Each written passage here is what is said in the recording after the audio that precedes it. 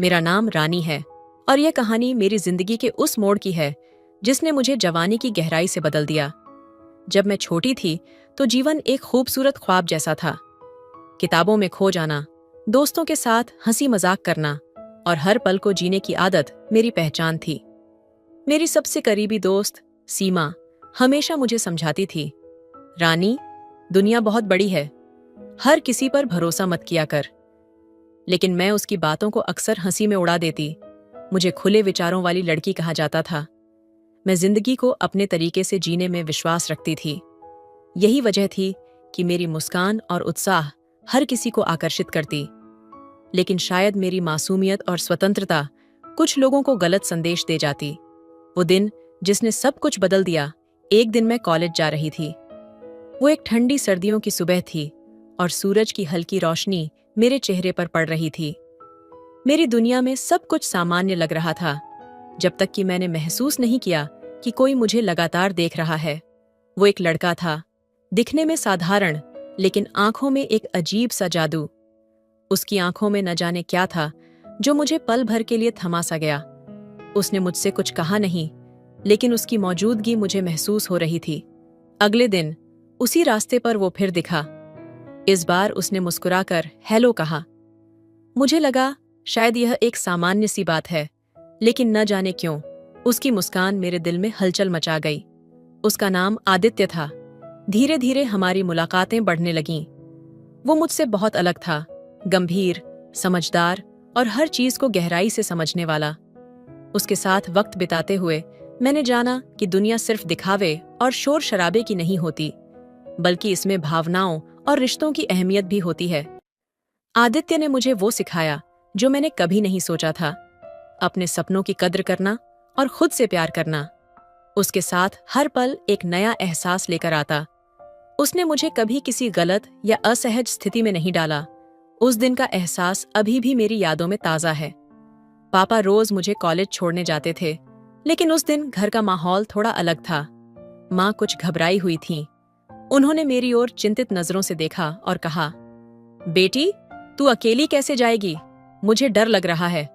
मैंने उनकी चिंता कम करने के लिए मुस्कुराते हुए कहा, माँ, अब मैं बड़ी हो गई हूं, सब संभाल लूंगी, तू फिक्र मत कर। कैब बुक हो चुकी थी और मैं मन ही मन एक अजीब सा आत्मविश्वास महसूस कर रही थी। बैग उठाकर मैं कैब में बैठ गई। पहली बार खुद से कॉलेज जाने का अनुभव एक नई तरह की आजादी जैसा लग रहा था। लेकिन जैसे ही मैं कैब में बैठी, एक हल्की सी असहजता मेरे मन में घर करने लगी। ड्राइवर की सीट के पास वाली जगह खाली थी और ना जाने क्यों मैंने सोचा कि वहां बैठना ज्यादा सही रहेगा। मैं आगे जाकर बैठ गई। उस दिन मैंने अपनी पसंदीदा छोटी स्कर्ट पहनी हुई थी। खुद पर थोड़ा गर्व महसूस हो रहा था, लेकिन जब मैंने ड्राइवर की निगाहें महसूस की तो मेरे अंदर कुछ बदल गया। वो निगाहें अजीब थीं, जैसे किसी ने मेरे पैरों पर अपनी नजरें जमा दी हों। मेरे अंदर हल्की बेचैनी पैदा हुई, लेकिन उसी पल एक अजीब सा एहसास भी हुआ। मैं समझ नहीं पा रही थी कि वो मुझ पर ध्यान दे रहा है या सिर्फ मुझे देख रहा है। मैंने ड्राइवर से मजाकिया लहजे में कहा, भैया, जल्दी कॉलेज पहुंचा देना। जिस तरह तुम गाड़ी चलाते हुए मुझे देख रहे हो, कहीं एक्सीडेंट न हो जाए। उसने कोई जवाब नहीं दिया, बस हल्की मुस्कान के साथ गाड़ी चलाता रहा। मैंने माहौल को हल्का करने के लिए बैग से किताब निकाली और पढ़ने लगी, पर मन कहीं और भटक रहा था। कुछ देर बाद मेरे अंदर एक बेचैनी फिर से जाग उठी। मैं सड़क की ओर देखने लगी। अब तक तो मुझे कॉलेज पहुंच जाना चाहिए था, लेकिन रास्ता अनजाना लगने लगा। भैया, ये किस रास्ते पर ले जा रहे हो? मैंने सवाल किया। मेरी आवाज में हल्का सा डर और घबराहट झलक रही थी। ड्राइवर ने मेरी ओर देखा। उसकी आंखों में कुछ ऐसा था जो मुझे और भी परेशान कर गया। मैंने तुरंत अपने फोन की तरफ देखा, लेकिन हाथ कांप रहे थे। एक पल के लिए ऐसा लगा जैसे सब कुछ रुक गया हो। जैसे ही मैंने बाहर देखा, मेरा दिल धक धक करने लगा। यह सड़क मेरे कॉलेज के रास्ते की नहीं थी। घबराते हुए मैंने ड्राइवर से पूछा, भैया, ये कहाँ ले जा रहे हो? उसने हल्की आवाज में कहा, मैडम, सामने वाली सड़क पर बहुत ट्रैफिक था, इसलिए शॉर्टकट ले लिया। बस 10 मिनट में कॉलेज पहुंच जाएंगे, आप फिक्र मत करें। मैंने राहत की सांस ली और सोचा कि शायद मैं बेवजह परेशान हो रही हूं। फिर किताब उठाई और पढ़ने का नाटक करने लगी, लेकिन मेरा मन अब भी बेचैन था। 10 मिनट बीत गए और गाड़ी अचानक रुक गई। मैंने सोचा कि शायद कॉलेज आ गया। जल्दी जल्दी उतरने के लिए दरवाजा खोला, लेकिन जैसे ही बाहर कदम रखा, मेरी आंखें फटी की फटी रह गईं। ये तो कोई सुनसान जगह थी। दूर दूर तक न कोई इमारत थी, न कोई इंसान। दिल जोर जोर से धड़कने लगा। मैंने घबराते हुए ड्राइवर से कहा, भैया, ये कहाँ ले आए हो? यहाँ तो कोई कॉलेज नहीं है। ड्राइवर ने मेरी ओर बिना देखे गाड़ी स्टार्ट की और वहां से चला गया। उसने पैसे तक नहीं लिए। अब मैं अकेली उस वीरान जगह में खड़ी थी। डर ने मेरे पैरों को जकड़ लिया था। समझ नहीं आ रहा था कि क्या करूं और कहां जाऊं। तभी दूर से एक गाड़ी आती दिखी। मैंने तुरंत हाथ दिया और गाड़ी मेरे पास रुक गई। एक हैंडसम सा लड़का उतरा। उसकी आंखों में आश्चर्य और चिंता का मिश्रण था। वह पास आकर बोला, तुम यहाँ इस सुनसान जगह पर अकेली क्या कर रही हो? मैंने अपनी पूरी कहानी बताई। पहले तो वह चौंक गया, फिर उसकी आंखों में हल्का सा शक उभर आया। शायद उसने सोचा कि मैं कोई चाल चल रही हूं। मैंने फौरन अपना कॉलेज आईडी कार्ड निकाला और उसे दिखाते हुए कहा, प्लीज मुझे मेरे कॉलेज तक छोड़ दीजिए। कुछ पल की खामोशी के बाद उसने हल्की मुस्कान के साथ कहा, ठीक है मैडम, आइए, मैं आपको आपके कॉलेज तक छोड़ देता हूं। उसकी गाड़ी में बैठते हुए मैंने राहत की सांस ली। वह गाड़ी चलाने लगा और धीरे से बोला, वैसे मैडम, आप बहुत खूबसूरत हैं, लेकिन आपको ऐसी जगहों पर अकेले नहीं जाना चाहिए। उसकी बात सुनकर मैं हल्का सा मुस्कुराई और कहा, खूबसूरती तो नजर का खेल है। वैसे आप भी कम स्मार्ट नहीं हैं। हम दोनों हंसने लगे। माहौल हल्का हो गया और डर कहीं गायब हो गया। उसकी बातों में एक अपनापन था। उस सफर के कुछ ही मिनटों में अजनबीपन की दीवार ढह गई। वह बोला, वैसे तुम्हारे कॉलेज के रास्ते मुझे अच्छे से पता नहीं है, शायद तुम्हें थोड़ा गाइड करना पड़े। मैंने हंसते हुए कहा, ठीक है, लेकिन ये मत सोचना कि मैं तुम्हारे बहाने साथ ज्यादा समय बिताना चाहती हूं। उसने मुस्कुराकर जवाब दिया, काश ऐसा होता। उस सफर में जो बातों का सिलसिला शुरू हुआ, वह शायद हमेशा के लिए यादगार बन गया। वह सिर्फ एक सफर नहीं था, वह एक शुरुआत थी, शायद एक नई कहानी की। खूबसूरत लड़कियों का अकेले आना अक्सर सुरक्षित नहीं होता, उसने कहा। उसकी आवाज में चिंता और सुरक्षा का एक गहरा एहसास था। इस शब्दों को सुनते ही मेरे शरीर में एक अजीब सा एहसास हुआ। दिल की धड़कन तेज हो गई और मैं थोड़ा घबराई। वह मुझे देखकर बोला, तुम्हें यह समझने की जरूरत है कि एक लड़की का अकेला रहना कहीं ना कहीं खतरे में डाल सकता है। यह ख्याल हमें हमेशा सतर्क रखता है। मैं उसकी बातों में गहरी चिंताएं महसूस कर रही थी और अचानक उसने कहा, मैं तुम्हें जिंदगी का एक अलग अनुभव देना चाहता हूँ, एक ऐसा पल जिसे तुम कभी नहीं भूल सको। मेरे मन में सवाल उठे और मैं घबराते हुए बोली, तुम क्या कह रहे हो? मैं समझ नहीं पा रही हूँ। वह हंसते हुए बोला, तुम समझ जाओगी समय के साथ। फिर उसने गाड़ी को एक सुनसान रास्ते की ओर मोड़ लिया। तुम मुझे कहाँ ले जा रहे हो? मैंने डरते हुए पूछा। ये तो मेरे कॉलेज का रास्ता नहीं है, उसने एक हल्की मुस्कान के साथ कहा। आज कॉलेज जाने की जल्दी क्यों है? कभी कभी जिंदगी को भी एक नए नजरिए से देखना चाहिए। आज तुम मेरे साथ कुछ अलग अनुभव करोगी। मेरे हाथ पैर सर्द होने लगे, लेकिन वह बोला, डरो मत, यह अनुभव तुम्हारे लिए होगा। कुछ पल चुप्पी में रहने के बाद मैंने हिम्मत जुटाते हुए कहा, तुम मेरी सुरक्षा का ख्याल रखना। उसने गंभीरता से कहा, तुम्हें पता है, तुम जैसी खूबसूरत और आत्मविश्वासी लड़की को देखना अच्छा लगता है, पर तुम अकेले यात्रा करती हो और बहुत से लोग तुम पर ध्यान देते हैं। कभी यह सोचा है कि तुम्हारी हंसी और आत्मविश्वास किस तरह दूसरों को प्रभावित करता है? मैं चुप रही। उसकी बातों में एक गहरी समझ और चिंता छुपी हुई थी। वह बोला, मैंने तुम्हें हमेशा देखा है, तुम कैसे लोगों से हंसते हंसते मिलती हो, कैसे हर जगह अपनी मुस्कान से सबको खुश कर देती हो। मैं यही चाहता था कि तुमसे यह बात करूं। मेरे चेहरे पर मुस्कान आ गई। तुम सही कह रहे हो, मैंने धीरे से कहा। मैं अपनी दुनिया में खोई रहती हूं, लेकिन मुझे अब एहसास हो रहा है कि मेरे आसपास जो लोग हैं वे कितने महत्वपूर्ण हैं। उसने गाड़ी धीमे से रोकी और कहा, हमेशा याद रखना, तुम्हारी सुरक्षा सबसे पहले है। हर किसी को अपनी जिम्मेदारी समझनी चाहिए। तुम न सिर्फ खुद की, बल्कि दूसरों की भी प्रेरणा हो। हम दोनों ने एक दूसरे को देखा और उस क्षण में सब कुछ स्पष्ट था। उस दिन हमारे बीच एक नया विश्वास और समझ का रिश्ता बन गया, जो आगे की यात्रा में हमें मजबूत बनाएगा। गाड़ी धीमे धीमे चलती रही और माहौल में एक अजीब सी चुप्पी थी। उसकी बातों में एक गहरी चिंता थी, लेकिन उसकी आंखों में एक सहज सुकून भी था।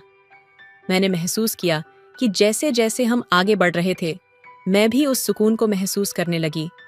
उसकी मौजूदगी में एक अलग ही खिंचाव था, जो पहले कभी नहीं महसूस हुआ था। तुम्हें कभी नहीं लगता कि हम जो रोज करते हैं, वह सब कुछ कभी एक नई राह पर चलकर देखना चाहिए? उसने अचानक पूछा। उसकी आवाज में कुछ ऐसा था जो मुझे भीतर तक छू गया। मैंने थोड़ा सोचा और फिर धीरे से कहा, हाँ, कभी कभी लगता है कि हम एक ही रास्ते पर चलते चलते थक जाते हैं, लेकिन फिर भी उस रास्ते को छोड़ने का मन नहीं करता, क्योंकि वही रास्ता हमें जानता है, समझता है। उसकी आंखों में एक गहरी चमक आई। उसने गाड़ी को एक सुनसान जगह पर रोक दिया और फिर मेरी ओर देखा। तुम्हारे शब्दों में बहुत गहरी सच्चाई है, लेकिन क्या तुम यह महसूस करती हो कि कभी कभी हमें अपने जिंदगी के रास्ते को खुद ही चुनने का अधिकार होना चाहिए? मेरे दिल की धड़कन तेज हो गई। क्या वह मुझे कुछ और कहना चाहता था? क्या वह उस नए रास्ते की बात कर रहा था जहां मुझे उसके साथ जाने का ख्याल था? क्या तुम मुझे समझ पाई? उसने मेरी ओर देखा, जैसे वह चाहता हो कि मैं उसके दिल की बात समझूं। हाँ, मैंने धीरे से कहा, लेकिन कभी कभी डर भी होता है।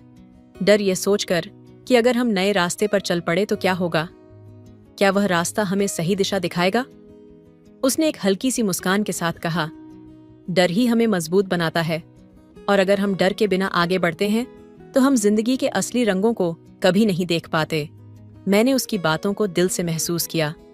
उसकी सोच ने मुझे कुछ नया सोचने की प्रेरणा दी।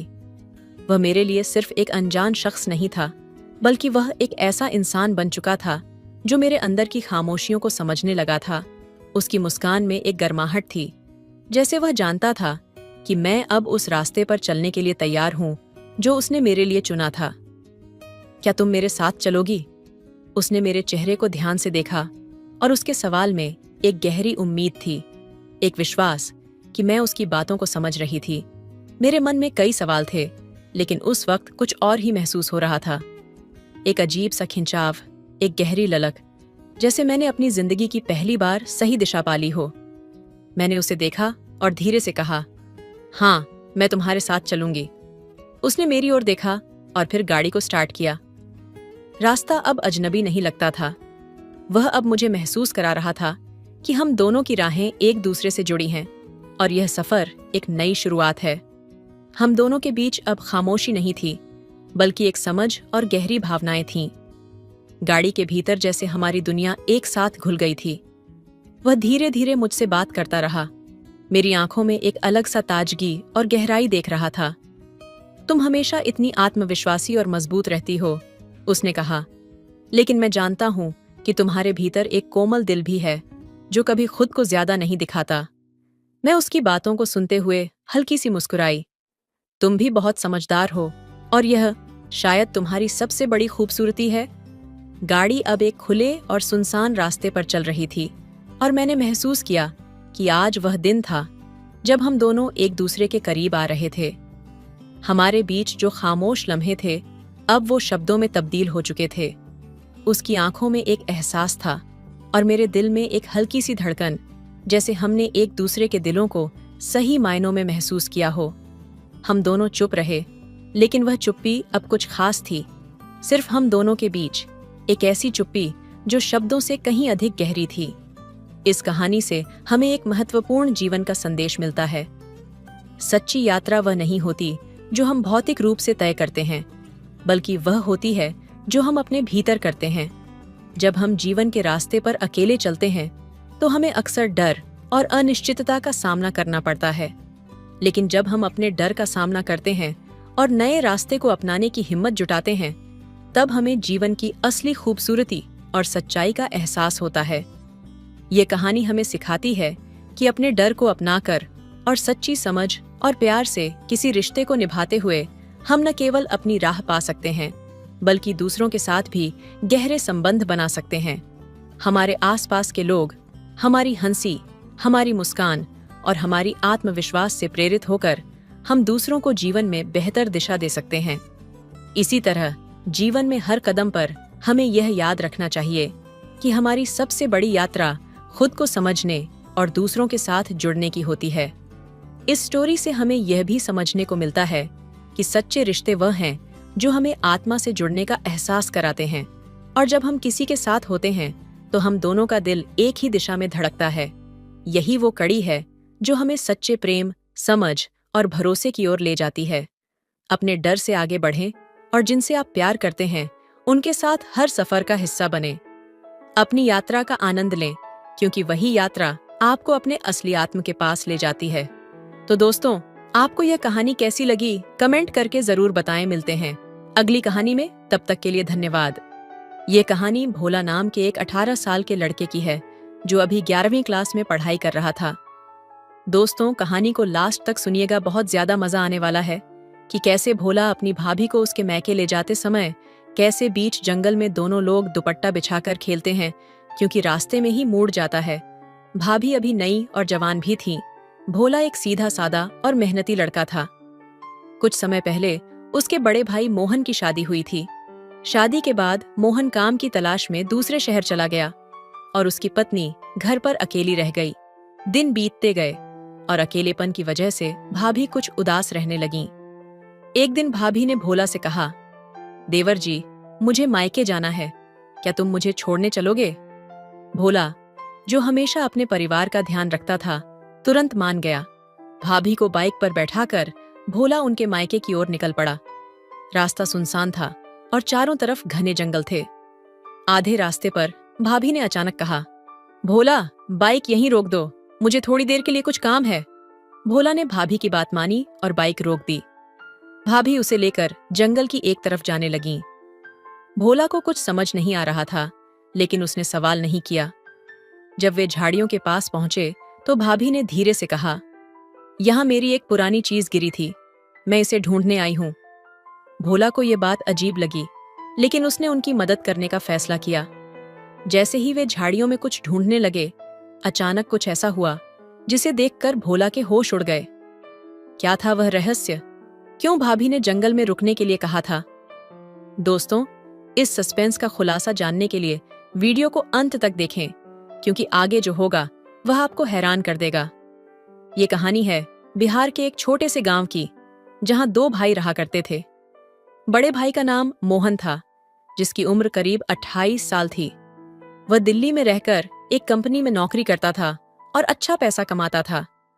छोटा भाई भोला, जिसकी उम्र करीब 18 साल थी, गांव में ही रहता था। वह घर के छोटे मोटे काम संभालता और अपनी थोड़ी बहुत जमीन पर खेती करता। मोहन अपने छोटे भाई भोला की हर जरूरत का ध्यान रखता। वह दिल्ली से पैसे भेजता, जिनमें से भोला कुछ पैसे खेती किसानी में लगाता और बाकी अपनी जरूरतों के लिए रखता। एक दिन की बात है, भोला के मामा अचानक उसके घर आते हैं। भोला मामा का स्वागत करता है। चाय नाश्ता करते हुए वे आपस में बातें करने लगते हैं। तभी मामा गंभीर होकर कहते हैं, भोला, तुम्हारा भाई मोहन अब जवान हो गया है, उसकी शादी के बारे में सोचना चाहिए। मैंने एक लड़की देखी है, पास के गांव की रहने वाली है, बहुत सुंदर, पढ़ी लिखी और समझदार है। मुझे लगता है वह मोहन के लिए बिल्कुल सही रहेगी। भोला थोड़ी झिझकते हुए कहता है, मामा जी, मैं तो छोटा हूं, इन बातों की ज्यादा समझ नहीं है। आप ही बड़े हैं, अगर आपको लगता है कि ये सही है तो आप बात आगे बढ़ा सकते हैं। लेकिन दोस्तों, आगे क्या हुआ? क्या मोहन इस रिश्ते के लिए तैयार हुआ? क्या भोला और उसके मामा की योजना सफल रही? या फिर इस कहानी में कोई ऐसा मोड़ आया जिसकी किसी ने कल्पना भी नहीं की थी? असली सच्चाई जानने के लिए देखिए हमारी पूरी कहानी। यह कहानी है 2 भाइयों और उनके मामा की, जो एक साधारण गांव में रहते थे। बड़े भाई मोहन 28 साल का दिल्ली में काम करता था और छोटा भाई भोला 18 साल का गांव में घर और खेती संभालता था। कहानी तब मोड़ लेती है जब भोला के मामा अचानक उससे मिलने आते हैं। बातचीत के दौरान मामा गंभीर स्वर में कहते हैं, भोला, तुम्हारा भाई अब शादी के लायक हो गया है।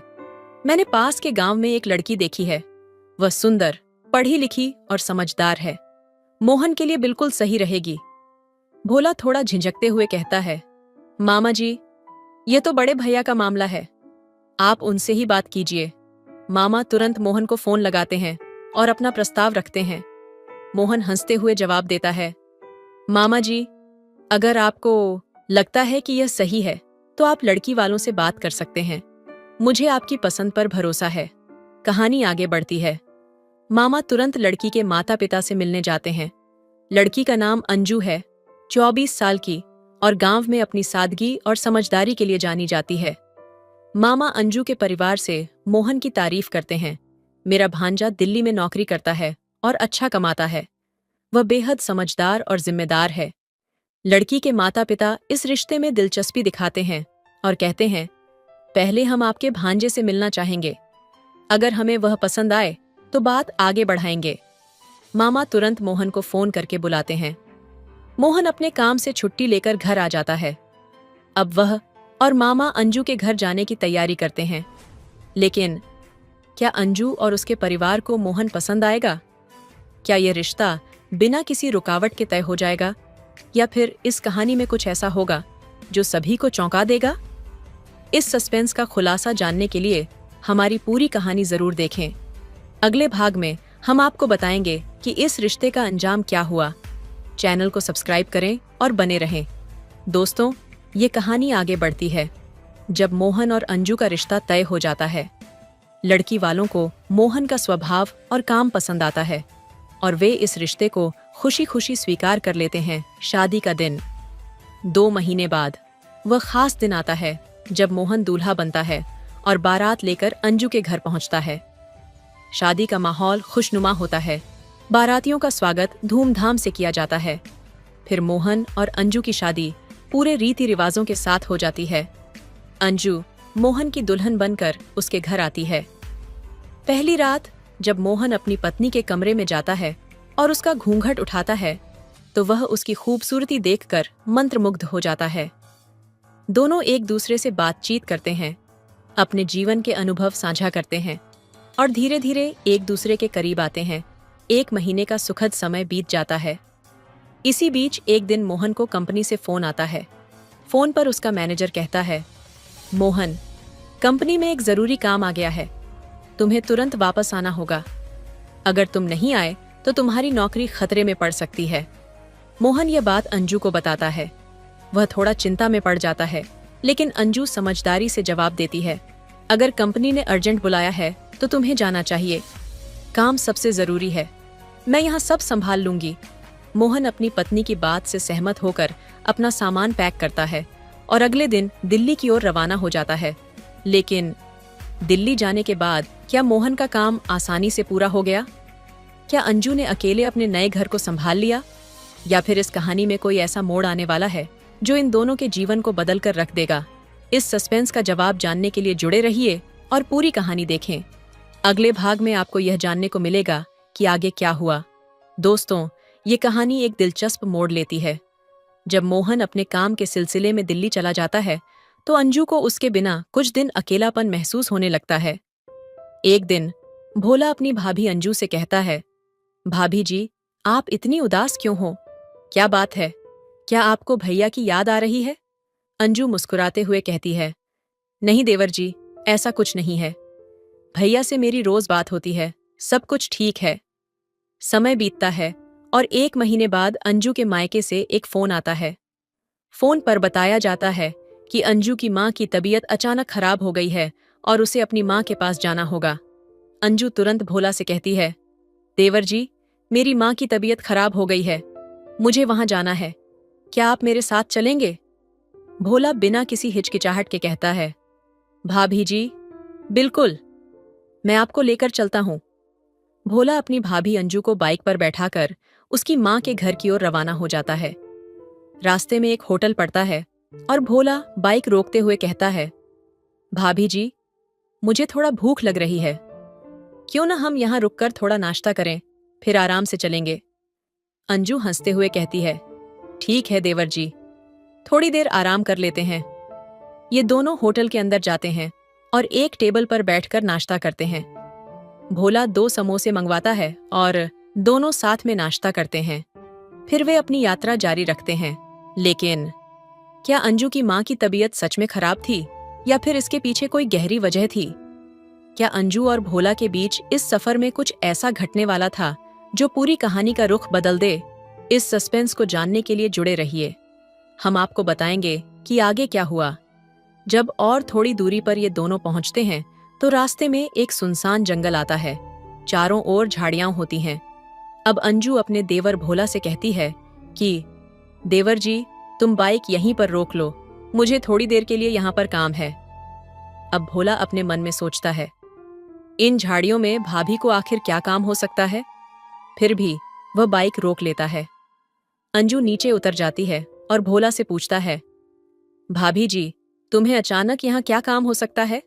अंजू जवाब देती है, देवर जी, मुझे इन झाड़ियों के बीच में थोड़ा सा काम है, हम दोनों को वहां जाना होगा।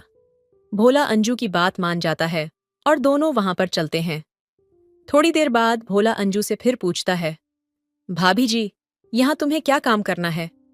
अंजू समझाते हुए कहती है, देवर जी, मैं बस तुमसे कुछ बातें करना चाहती हूँ। मैं चाहती हूँ कि तुम मेरे साथ थोड़ा समय बिताओ। भोला अब समझ जाता है और दोनों एक दूसरे के साथ कुछ वक्त बिताते हैं। थोड़ी देर बाद वे दोनों थक कर बैठ जाते हैं और फिर भोला अपनी भाभी को लेकर उसकी माँ के घर चला जाता है। अंजू अपनी बीमार माँ को देखकर चिंतित हो जाती है और कहती है, माँ, तुम समय पर दवाई नहीं ले रही हो, तुम समय पर खाना नहीं खा रही हो, इसीलिए तुम बीमार हो रही हो। फिर वह अपनी माँ से कहती है, मैं तुमसे मिलने के लिए आई हूँ, लेकिन ज्यादा समय नहीं रुक सकती क्योंकि मुझे कल सुबह अपने ससुराल जाना होगा। उसकी माँ कहती है, ठीक है बेटा, कोई बात नहीं, तुम यहाँ तक आई हो, मेरे लिए यही काफी है। अगले दिन सुबह भोला अपनी भाभी को बाइक पर बैठाकर घर वापस चला जाता है। अंजू ने भोला से जो समय बिताया उसमें वह खुश थी और यह एक सामान्य रिश्ते का हिस्सा था जहां दोनों एक दूसरे के साथ समय बिताते थे। अब दोनों नियमित रूप से एक दूसरे से संवाद करते थे और एक दूसरे की मदद करते थे। समय के साथ अंजू ने एक बच्चे को जन्म दिया। मोहन, जो दिल्ली से वापस घर आ गया था, अपनी पत्नी के साथ रहने लगा। जीवन में कई बार लोग अपनी इच्छाओं और जरूरतों के लिए अन्य लोगों से सहायता लेते हैं। अंजू ने अपनी कठिनाइयों को हल करने के लिए अपनी मदद के लिए अपने परिवार के सदस्य का सहारा लिया। हालांकि यह स्थिति जटिल थी और उसे अपने जीवन में जिम्मेदारियों को समझने की आवश्यकता थी। मोहन अपने बच्चे से बहुत प्यार करता था और उसने उसे अपना बच्चा समझा। हालांकि वह यह भी जानता था कि जीवन में चीजें कभी-कभी उम्मीद के मुताबिक नहीं होती। ये कहानी हमें यह सिखाती है कि हमें अपने कार्यों के परिणामों के बारे में सोच समझकर निर्णय लेने चाहिए। परिवार और रिश्तों को सशक्त बनाने के लिए प्यार, विश्वास और जिम्मेदारी बहुत महत्वपूर्ण है। इस कहानी को सुनाने का उद्देश्य आपको किसी भी तरह से परेशानी में डालना नहीं है, बल्कि यह जागरूकता प्रदान करना है कि हर एक कदम और निर्णय के पीछे जिम्मेदारी होती है। हमें अपने जीवन और रिश्तों में हमेशा सावधानी बरतनी चाहिए। धन्यवाद और दोस्तों, अपना और अपने परिवार का ख्याल रखें। हम फिर एक नई कहानी के साथ मिलेंगे। हेलो दोस्तों, स्वागत है आपका हमारे YouTube चैनल पर। आज की कहानी बहुत ही अच्छी है। नेहा, एक 18 साल की जिंदा दिल लड़की, अपने छोटे से गांव में रहती थी। वह 12वीं कक्षा की छात्रा थी, लेकिन पढ़ाई लिखाई में उसका मन नहीं लगता था। नेहा के पिता का सपना था कि उनकी बेटी एक सरकारी अफसर बने और उनका नाम रोशन करे। वह उसे पढ़ाई में प्रोत्साहित करते, लेकिन नेहा का झुकाव कुछ और ही था। नेहा अपने दोस्तों के साथ मस्ती करने, खेल कूद में वक्त बिताने और गांव की गलियों में बेफिक्र दौड़ने में ज्यादा खुश रहती थी। उसकी यह आदत और खासकर लड़कों जैसे कपड़े पहनना उसके माता पिता को परेशान करता था। वे उसे बार बार समझाने की कोशिश करते कि वह लड़की है और उसे समाज के अनुसार व्यवहार करना चाहिए। नेहा, लड़कियों जैसे कपड़े पहनो, ये लड़कों के बीच खेल कूद करना बंद करो, तुम्हें पढ़ाई पर ध्यान देना चाहिए, तुम्हारा भविष्य इससे खराब हो जाएगा, उसकी माँ रोज समझाती। लेकिन नेहा, अपने मन की मालिक, उनकी बातों पर ध्यान नहीं देती। एक दिन नेहा के पिता का गुस्सा अपने चरम पर पहुंच गया। उन्होंने गुस्से में कह दिया, तुम लड़की नहीं हो नेहा, तुम्हारी हरकतें देखकर लगता है तुम एक किन्नर हो। लड़कों के साथ खेल कूद और उनका जैसा व्यवहार करना ही तुम्हें अच्छा लगता है। पिता की इस बात ने नेहा के दिल को गहराई तक चोट पहुंचाई। वह रात भर रोती रही। पहली बार उसे महसूस हुआ कि उसके अपने पिता भी उसकी पहचान पर सवाल उठा रहे हैं। उस रात नेहा ने एक फैसला किया। उसने ठान लिया कि वह अपने पिता को गलत साबित करके रहेगी। उसने अपनी जिंदगी को एक नई दिशा देने की ठानी। अगले दिन से ही नेहा ने अपने दोस्तों से दूरी बना ली और अपने पढ़ाई में पूरी लगन से जुट गई। शुरुआत में सबने उसकी बातों को मजाक में लिया। उसके दोस्तों ने ताना मारा, अरे नेहा अब पढ़ाई करेगी, ये तो नामुमकिन है। लेकिन नेहा ने किसी की परवाह नहीं की। नेहा सुबह जल्दी उठती, घंटों पढ़ाई करती और अपने सपनों को पाने के लिए मेहनत करती। कई बार वह थक जाती, लेकिन उसके पिता की कही वह कड़वी बात उसे हर बार नई ऊर्जा देती। सालों की मेहनत के बाद नेहा ने वह कर दिखाया जो किसी ने सोचा भी नहीं था। उसने सिविल सर्विस परीक्षा पास कर ली और एक बड़ी सरकारी अफसर बन गई। उसके पिता की आंखों में गर्व के आंसू थे। एक दिन जब नेहा ने अपने पिता से कहा, पापा, आपने मुझे किन्नर कहा था, लेकिन वही बात मेरी ताकत बन गई। आज मैं जो कुछ भी हूं, उसमें आपकी बातों का बड़ा हाथ है। तो उसके पिता भावुक हो गए। उन्होंने नेहा को गले लगाते हुए कहा, बेटा, तुमने हमें गर्व महसूस करवाया है। मुझसे गलती हुई थी, लेकिन तुमने मुझे गलत साबित कर दिया। ये कहानी मध्य प्रदेश के एक छोटे से गांव की है, जहां एक साधारण सा परिवार रहता था। परिवार में 4 सदस्य थे। पिता रघुवीर, जो मेहनती किसान थे, उनकी पत्नी सुशीला, एक समर्पित गृहिणी, और उनके 2 बच्चे, बड़ी बेटी नेहा और उसका छोटा भाई अंशु। नेहा 18 साल की थी और 12वीं कक्षा में पढ़ रही थी। उसके पिता का सपना था कि वह अपनी बेटी को पढ़ा लिखा कर एक सम्मानित सरकारी अफसर बनाए। उन्होंने अपने जीवन की हर छोटी बड़ी खुशी को ताक पर रखकर यह सपना देखा था। लेकिन नेहा का मन पढ़ाई में नहीं लगता था। उसके हर विषय में नंबर कम आते थे और वह बार बार असफलताओं का सामना करती थी। नेहा का स्वभाव उसके माता पिता के लिए हमेशा चिंता का विषय रहा। वह लड़कों की तरह कपड़े पहनती, उन्हीं के साथ खेलती और उन्हें अपना साथी मानती। गांव के लोग और समाज के पुराने विचार रखने वाले लोग नेहा के इस व्यवहार को टेढ़ी नजरों से देखते थे। नेहा के माता पिता को यह सब सहन करना पड़ता, लेकिन वे उसे बार बार समझाने की कोशिश करते। सुशीला अक्सर नेहा को प्यार से समझाती, बेटी, तुम लड़की हो, समाज लड़कियों से एक अलग उम्मीद रखता है, तुम्हें लड़कियों की तरह रहना चाहिए। लेकिन नेहा का जवाब हमेशा वही होता, माँ, मैं जैसे हूं वैसे ही खुश हूं, मैं खुद को बदलना नहीं चाहती। नेहा के इस स्वभाव के पीछे एक छुपा हुआ दर्द था, जिसे शायद किसी ने महसूस नहीं किया। वह समाज की उन बेड़ियों से आजाद रहना चाहती थी जो लड़कियों को सीमित कर देती हैं। नेहा अपने तरीके से जीने की चाह रखती थी, लेकिन अपने पिता के सपने और समाज के दबाव के बीच वह अक्सर खुद को टूटा हुआ महसूस करती। एक दिन रघुवीर ने नेहा से कहा, बेटी, तुम्हारे माता पिता होने के नाते हमने तुम्हारे लिए सपने देखे हैं, लेकिन अगर तुम वही करना चाहती हो जो तुम्हारा दिल कहता है, तो हम तुम्हें रोकेंगे नहीं। बस इतना ध्यान रखना कि तुम्हारे फैसले तुम्हारे भविष्य को बर्बाद न करें। ये सुनकर नेहा की आंखों में आंसू आ गए। उसने पहली बार महसूस किया कि उसके पिता के सपनों के पीछे उनका कितना प्यार और त्याग छिपा है। उसने ठान लिया कि वह पढ़ाई में मेहनत करेगी, लेकिन अपने असली स्वभाव को नहीं बदलेगी। नेहा ने धीरे धीरे पढ़ाई पर ध्यान देना शुरू किया। अपने माता पिता की उम्मीदों को पूरा करने और अपनी पहचान को बनाए रखने की इस जद्दोजहद ने उसे और मजबूत बना दिया। मध्य प्रदेश के एक छोटे से गांव में नेहा के परिवार पर समाज का दबाव दिन प्रतिदिन बढ़ता जा रहा था। नेहा के माता पिता उसकी हरकतों से चिंतित थे। उनकी बेटी का व्यवहार, लड़कों जैसे कपड़े पहनना और उन्हीं के साथ खेलना गांव वालों की चर्चा का विषय बन चुका था। एक दिन नेहा के पिता रघुवीर और मां सुशीला ने फैसला किया कि नेहा को डॉक्टर के पास ले जाया जाए। कहीं ऐसा तो नहीं कि उसकी मानसिक स्थिति ठीक न हो। जब डॉक्टर ने नेहा का पूरा चेकअप किया तो उन्होंने कहा, आपकी बेटी पूरी तरह से स्वस्थ है, ये कोई बीमारी नहीं है, बस उसका व्यक्तित्व है। उसे समझने की कोशिश कीजिए। डॉक्टर की यह बात सुनकर माता पिता थोड़ा आश्वस्त हुए, लेकिन गांव वालों की तीखी टिप्पणियां लगातार उनकी आत्मा को छलनी करती रहीं। लोग कहते, आपकी बेटी तो लड़कों के साथ रहती है, वह लड़की नहीं, किन्नर जैसी है। इन शब्दों ने रघुवीर और सुशीला को भीतर तक हिला दिया। समाज के इस ताने और दबाव ने रघुवीर का धैर्य तोड़ दिया। एक दिन जब नेहा अपने दोस्तों के साथ खेलकर घर लौटी तो रघुवीर गुस्से से भर उठे।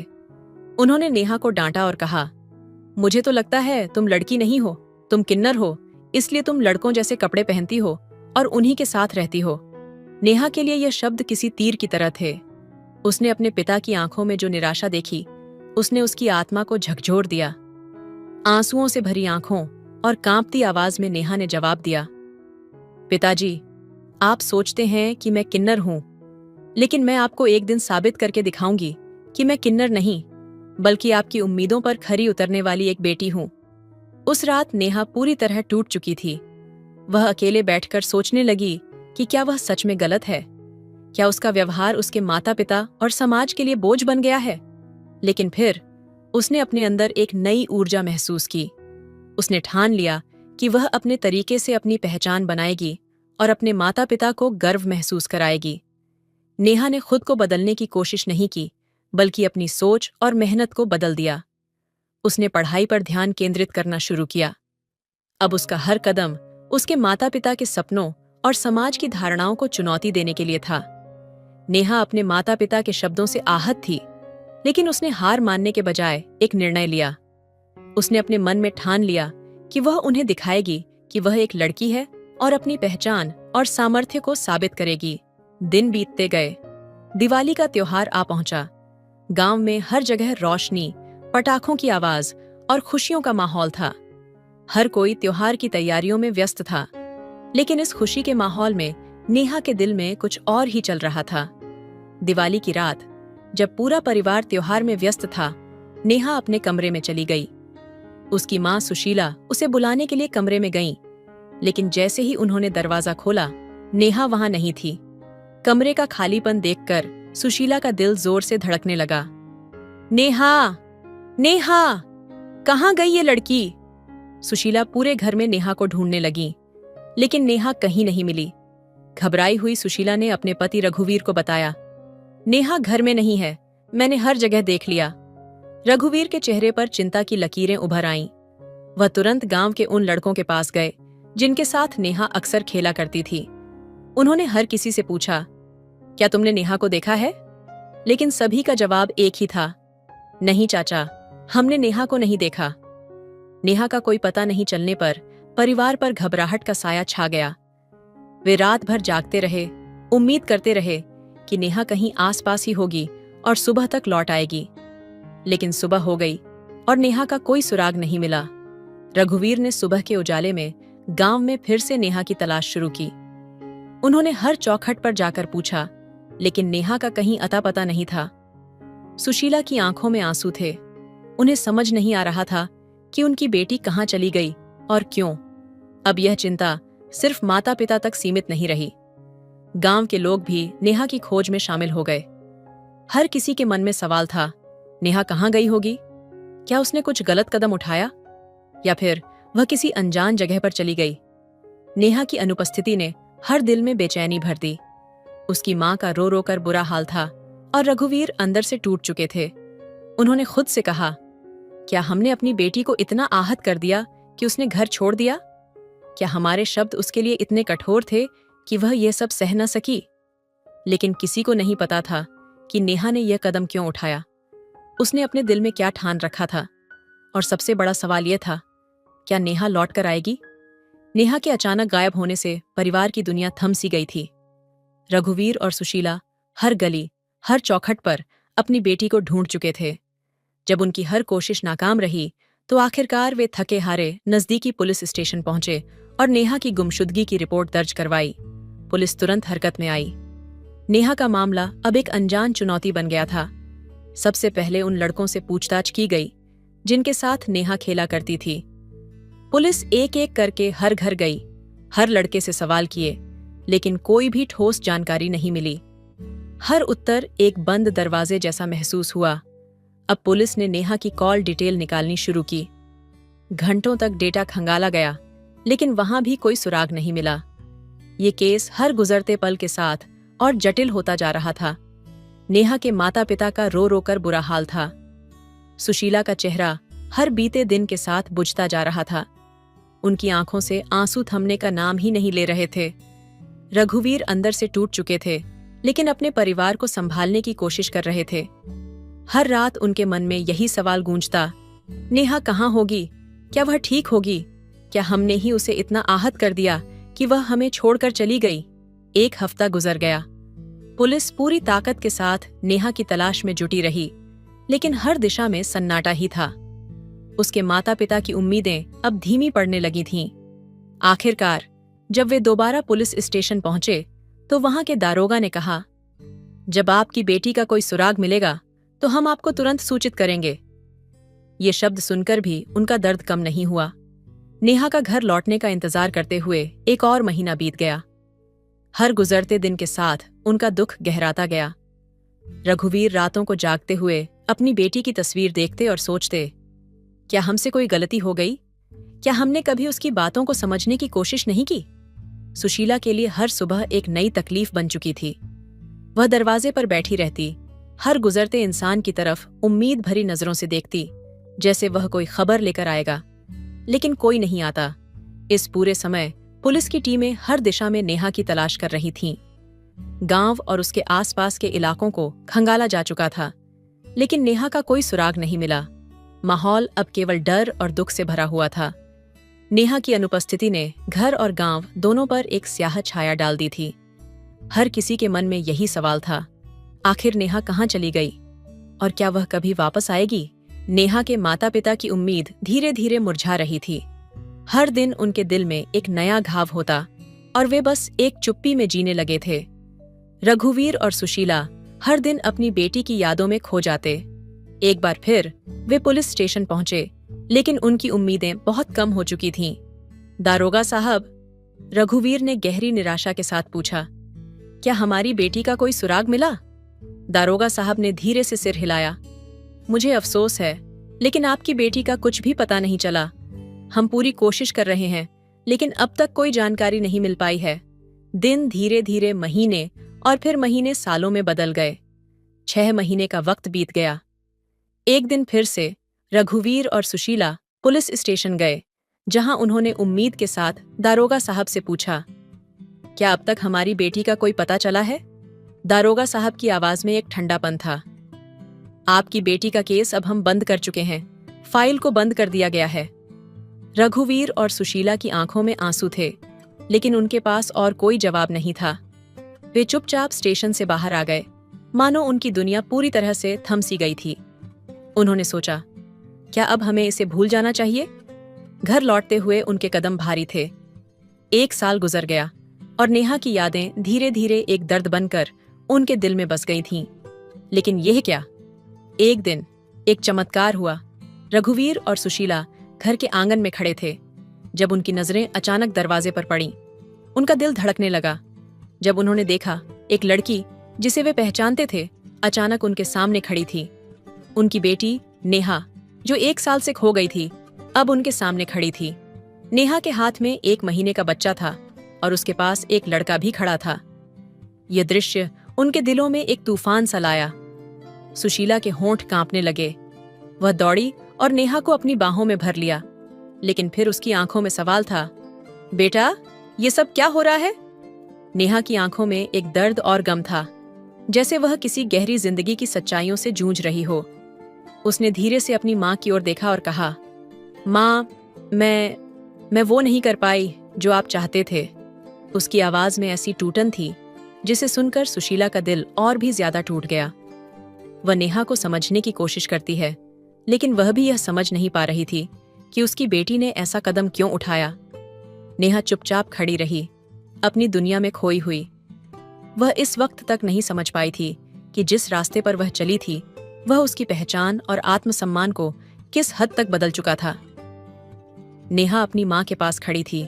उसकी आंखों में गहरी उदासी थी, जैसे उसके दिल के कई राज अब सामने आने वाले हों। उसने धीमे से कहा, माँ, पापा ने एक बार मुझे कहा था कि मैं लड़की नहीं हूँ। उन्होंने कहा था कि मैं तो किन्नर हूँ और इसीलिए मैं लड़कों के साथ रहती हूँ, लड़कों जैसे कपड़े पहनती हूँ। वह शब्द मेरे दिल में गहरे उतर गए थे। नेहा की आवाज में दर्द था, लेकिन साथ ही एक ठान लिया हुआ जज्बा भी। मैंने यह साबित करने के लिए यह कदम उठाया कि मैं एक लड़की हूँ और मुझे किसी के समझाने की जरूरत नहीं है। उसकी माँ की आंखों में आश्चर्य और गुस्सा था, लेकिन वह चुप थी। नेहा ने जारी रखा, यह बच्चा मेरा है और यह लड़का, ये मेरा पति है। मैंने उससे कोर्ट मैरिज की है। उसकी माँ ने देखा, यह सच था। उसने बच्चे को अपनी गोद में उठा लिया और उसकी आंखों में आंसू थे, लेकिन इन आंसुओं में अब सच्चाई और प्यार था। बेटा, मुझे तुमसे कोई शिकायत नहीं है, माँ ने धीरे से कहा। तुमने जो भी किया वह तुम्हारा अधिकार था, लेकिन मुझे यह सोचने का मौका दो, तुम दोनों को हम अपना लेंगे। नेहा ने अपनी माँ के शब्दों को सुना और उसकी आंखों में एक सुकून आ गया। वह बहुत समय से यही सुनना चाहती थी, लेकिन यह सुनकर उसकी पूरी दुनिया बदल गई थी। उसने एक गहरी सांस ली और अपनी माँ के पास बैठ गई। नेहा के पिता की आंखों में अब आंसू थे। वह अपने ही किए पर पछता रहे थे। वह अपनी बेटी के पास आकर खड़े हो गए और उनकी आवाज कांप रही थी। बेटा, मुझे माफ कर दो। मैंने बिना वजह तुम्हारे ऊपर शक किया। मैं जानता हूं कि तुम्हारे साथ ऐसा करना नहीं चाहिए था। नेहा ने एक पल के लिए अपने पिता की ओर देखा और फिर उसकी आंखों में समझ और ममता का एक अदृश्य बंधन बन गया। पापा, मुझे अब भी आप पर यकीन है। आप मेरी दुनिया हो और मैं हमेशा आपकी बेटी रहूंगी। हम सब एक साथ हैं, यही काफी है, उसकी माँ ने कहा और नेहा को अपने गले से लगा लिया। लेकिन इस घटना के बाद एक सवाल अब भी बाकी था। क्या यह समाज कभी अपने बच्चों को बिना किसी दबाव या शक के देख पाएगा? क्या हम कभी उन शब्दों के असर को समझ पाएंगे जो हम अपने बच्चों पर बिना सोच समझ के कहते हैं? इस कहानी का उद्देश्य यही है कि कभी भी किसी के प्रति शक और अनावश्यक दबाव न डालें, क्योंकि आप नहीं जानते कि आपकी एक छोटी सी बात किसी के दिल में क्या असर डाल सकती है और वह क्या कदम उठा सकता है जो आपके लिए शायद समझ में ना आए, लेकिन उसकी जिंदगी के लिए अहम हो। यह कहानी हमें कई महत्वपूर्ण बातें सिखाती है जो हमारे जीवन में सकारात्मक बदलाव ला सकती हैं। इन सिक्खों को संक्षेप में इस प्रकार समझा जा सकता है, अपनी पहचान को स्वीकारें। कहानी यह बताती है कि हर व्यक्ति की अपनी एक अलग पहचान होती है, जिसे हमें समझने और स्वीकारने की आवश्यकता है। नेहा ने अपनी पहचान के साथ संघर्ष किया, लेकिन जब उसने खुद को स्वीकार किया तो उसकी जिंदगी में शांति और समझ आई। हमें अपनी असलियत को समझने और उसे स्वीकारने का साहस रखना चाहिए। समाज के दबाव से ऊपर उठें। समाज के बनाए गए नियम और धारणाओं से परे जाकर हमें खुद की शर्तों पर जीने का हक है। किसी को भी यह अधिकार नहीं है कि वह हमें हमारी पहचान और जीवन के तरीके को लेकर जज करे। हमें खुद पर यकीन रखना चाहिए और अपनी राह खुद चुननी चाहिए। परिवार का समर्थन और प्यार। इस कहानी में परिवार का प्यार और समर्थन सबसे महत्वपूर्ण था। जब नेहा के माता पिता ने अपनी बेटी को बिना शर्त स्वीकार किया तो वह अपनी जिंदगी को सही दिशा में आगे बढ़ा पाई। यह हमें यह सिखाता है कि परिवार की समझ और सहानुभूति जीवन के कठिन समय में सबसे बड़ी ताकत बन सकती है। माफी और समझ की अहमियत। नेहा के पिता ने अपनी बेटी से माफी मांगी और अपनी गलतियों को स्वीकार किया। यह दिखाता है कि माफी मांगना और अपने कार्यों के लिए जिम्मेदारी लेना किसी भी रिश्ते को मजबूत बनाता है। हमें अपनी गलतियों को स्वीकार करके माफी मांगने का साहस रखना चाहिए ताकि रिश्ते में विश्वास और समझ बनी रहे। शब्दों की ताकत। कहानी में यह भी सिखाया गया है कि हमारे शब्दों का दूसरों पर गहरा असर हो सकता है। हमें कभी भी किसी को नीचा दिखाने या बिना सोच समझे कोई बात नहीं करनी चाहिए। शब्दों का चुनाव हमेशा समझदारी से करना चाहिए, क्योंकि वे किसी की आत्मा को छू सकते हैं या उसे चोट पहुंचा सकते हैं। ये कहानी हमें यह सिखाती है कि हमें अपने बच्चों, परिवार और समाज के लोगों को बिना किसी पूर्वाग्रह के समझना चाहिए। उनकी पहचान और निर्णयों को सम्मान देना चाहिए, क्योंकि हम कभी नहीं जान सकते कि हमारी एक छोटी सी बात किसी के जीवन को कैसे प्रभावित कर सकती है। तो दोस्तों, आपको यह कहानी कैसी लगी कमेंट करके जरूर बताएं। मिलते हैं अगले कहानी में, तब तक अपना ख्याल रखिए। धन्यवाद।